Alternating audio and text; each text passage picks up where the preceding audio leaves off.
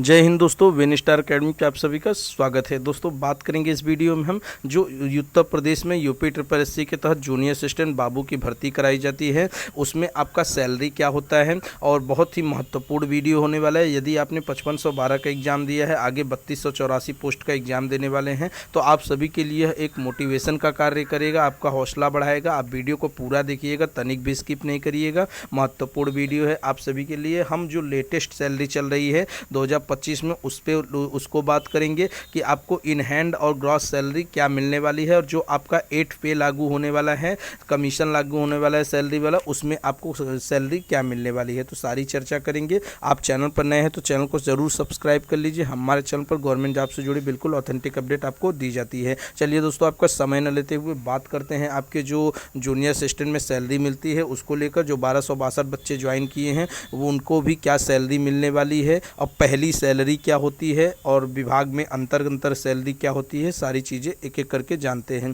तो वीडियो को पूरा देखिएगा, और वीडियो अच्छा लगेगा तो लाइक कर दिया करिए। चलिए दोस्तों, बात करते हैं यहाँ पे जूनियर असिस्टेंट सैलरी की। तो आप सभी को पता है कि जो ग्रेड पे है आपका, यहाँ पे बेसिक से बात करते हैं, ग्रेड पे है आपका 2000। तो जो जूनियर असिस्टेंट कनिष्ठ सहायक की भर्ती आती है उसका ग्रेड पे 2000 है, लेवल 3 की यह जॉब है, और बेसिक पे जो है वो आपका 21,700 है। ये मिनिमम बातें हो गई इसकी, जो आपका नॉर्मल रहता है। अब यहाँ पे डीए की, जो आपका महंगाई भत्ता आता है, डियरनेस अलाउंस, वो आपका जो 55% से 58% तक, वर्तमान में 58 से 55% जो भी चल रहा है, तो ये बदलता रहता है।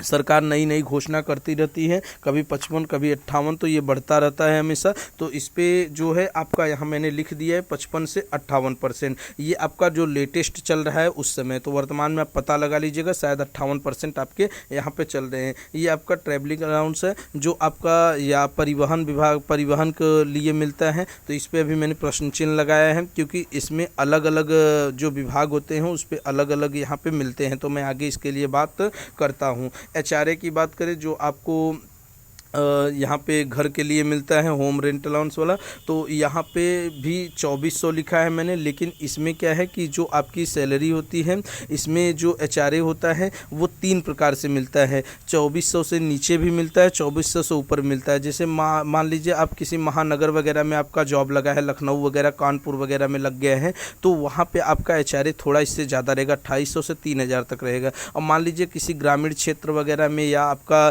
तहसील वगैरह में ही आपको होम मिल जा रहा है, तो वहाँ पे आपका जो एचआरए रहेगा वो थोड़ा सा कम रहेगा। ये मीडियम एचआरए लिखा है मैंने 2400, जो लगभग जो छात्र होते हैं उनको मिलता है जहाँ जॉब लगती है। और लखनऊ वगैरह में अगर आपका लग गया है सचिवालय वगैरह में, तो वहाँ पे आपको लगभग 3000 तक का एचआरए मिल जाता है। और नीचे थोड़ा सा बात करेंगे तो अदर बोनस जो है 7000 प्रति ईयर। तो ये जो आपका एक बोनस आता है हर साल मिलता है 7000 से 10,000 तक, जो सभी जो ड्यूटी कर रहे हैं लेवल 3 के कर्मचारी हैं उनको मिलता है। तो ये अलग बात हो गई, ये सालाना पे मिलता है। इनकी बात सैलरी में हम नहीं करेंगे। हमारी जो सैलरी की मेन बातें थी यहीं पे थी कि आपका ग्रेड पे 2000 है, लेवल 3 की जॉब है, बेसिक पे 21,700 है, और जो आपका महंगाई भत्ता 55% से 58% है, और परिवहन भत्ता मिलता है, एचआरए मिलता है। ठीक है, एचआरए मैंने बताया कि बढ़ और घट सकता है, तो उस पर भी सैलरी इफेक्ट करता है। आप टोटल सैलरी की बात कर लेते हैं आपकी, जो आपको मिलने वाला है। तो आपकी टोटल सैलरी की बात करेंगे तो बेसिक जो है आपका 21,700 है, और आपका जो मैंने बताया कि महंगाई भत्ता है वो 12,586 मैंने 58% के हिसाब से लिखा है, तो 12,000 आप मानकर चलिए, 12,000 भी मान चलिए। तो एचआरए आपका मैंने 2400 ही लिखा है। अब जिसका अच्छे जगह लग गया है, बड़े जगह लग गया है, तो उनको 3000 भी मिलेगा, और जिसका ग्रामीण एकदम क्षेत्र में लगा है तो उनको यहाँ पे 1800 से 2000 तक मिलता है। ठीक है, अब परिवहन के लिए मैंने 1000 लिख दिया है। जैसा आपका विभाग रहेगा जिसमें परिवहन ज़्यादा रहेगा, तो वहाँ पे आपको ये बढ़कर 1500 से 2000 3000 तक भी पहुँच जाता है। तो आप सभी जानते हैं कि कनिष्ठ सहायक में लगभग ऑफिशियली वर्क रहता है, तो किसी किसी विभाग में ऐसा रहता है जिसमें आपको यहाँ पे परिवहन के लिए भत्ता मिलेगा। बाकी और ऐसे बहुत कम ही विभाग हैं जिसमें आपको आपको परिवहन के लिए भत्ता मिलने वाला है। अब जो ग्रास सैलरी है आपकी टोटल सैलरी है वो 37,686 रुपये बन रही है। तो लेकिन इसमें आपका एनपीएस कटता है, आप सभी जानते हैं कि एनपीएस कटता है।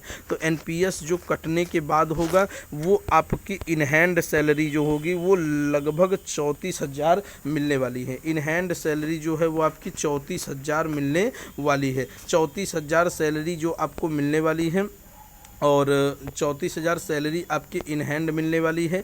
इससे कुछ ज़्यादा हो सकता है, कम नहीं हो सकता, ठीक है, क्योंकि आपका महंगाई भत्ता भी मैंने यहाँ कम जोड़ा है और एचआरए वगैरह मिला के आपको 34,000 35,000 आपको इन हैंड सैलरी जो अभी लेटेस्ट सैलरी चल रही है, जो 1262 वाले बच्चे पाएंगे अभी सैलरी। लेकिन 1262 की बात कर रहे हैं तो अभी जो फर्स्ट सैलरी मिलता है वो थोड़ा सा बढ़कर मिलता है। उसमें बहुत सारी चीज़ें ज्वाइंट रहती हैं। जब भी आप किसी जॉब को, गवर्नमेंट जॉब को ज्वाइन करेंगे, जो आपकी पहली सैलरी रहती है वो हमेशा ज़्यादा मिलती है, चाहे वो रेलवे हो, चाहे यूपी ट्रिपल एससी हो, हर जगह एसएससी वगैरह में हर जगह यही है। वहाँ पे ड्रेस वगैरह के लिए और आपको रहने वगैरह की व्यवस्था करने के लिए आपको थोड़ा सा पहले जो आपकी सैलरी आती है उसमें पैसा ज़्यादा मिलता है। उसके बाद आपका नियमित सैलरी बन जाता है जो आपका हमेशा बढ़ता घटता रहता है। तो 34,000 इन हैंड आप मान चलिए। पहली सैलरी जो 1262 वालों को मिलेगी वो थोड़ा सा ज़्यादा मिलेगी। तो आपको आप समझिए कि 34,000 रुपये आपको काटे पीटे मिल रहा है। बहुत ही अच्छी सैलरी है और जॉब भी बाबू की है, तो एक तरीके से कह सकते हैं छोटा बाबू। तो कनिष्ठ सहायक बहुत इम्पॉर्टेंट पोस्ट है, बहुत अच्छी पोस्ट है। तो आप सभी यदि 5512 का पेपर दिए हैं, अच्छा पेपर गया है तो टाइपिंग करिए, नहीं तो 3284 की जम के तैयारी कीजिए। इतनी भी सैलरी आपको बहुत ऊपर तक ले जा सकती है और हमेशा ये बढ़ती ही रहती है, ठीक है। तो अच्छे अच्छे पोस्ट पे आपका सिलेक्शन हो, मेरी तरफ से आपको अभी से ही बधाइयाँ। और आप पढ़ाई करिए। और 8 पे की बात करते हैं यहाँ पे। यदि आपका 8 पे, आप सभी जानते होंगे कि बहुत सारी चर्चाएं चल रही हैं कि 1 जनवरी से आपका 8 पे लागू होने वाला है। 8 पे लागू हो जाएगा तो क्या होगा, तो 8 पे लागू हो जाएगा। अब आप इससे समझिए, जो 1262 वाले बच्चे हैं वो तो अभी इसी सैलरी में से पाएंगे, उसके बाद उनको भी 8 पे का फ़ायदा मिलेगा। लेकिन आप जो नई ज्वाइनिंग करने वाले हैं, जो 5512 में ज्वाइन होंगे या 3284 में, उनको अच्छी खासी सैलरी मिलने वाली है। तो वो भी मान चलिए 45,000 से 50,000 तक की सैलरी आपकी होने वाली है। 43,000 से 50,000 तक की आपकी सैलरी हो जाएगी, इससे कम तो नहीं रहेगी 8 पे कमीशन में। तो आप समझ सकते हैं कि आपको कहां से कहां पहुंचाया जा रहा है। तो आप मेहनत करिए, जॉब में लगिए। ये शायद आपको वीडियो एक तरीके से मोटिवेशन का काम करेगा। और जो बच्चे अभी कमेंट में पूछेंगे कि इसमें ऊपरी कमाई क्या है, तो इसके लिए धन्यवाद। चलिए आज्ञा दीजिए और फिर मिलेंगे कुछ नए वीडियो में। धन्यवाद। जय हिंद।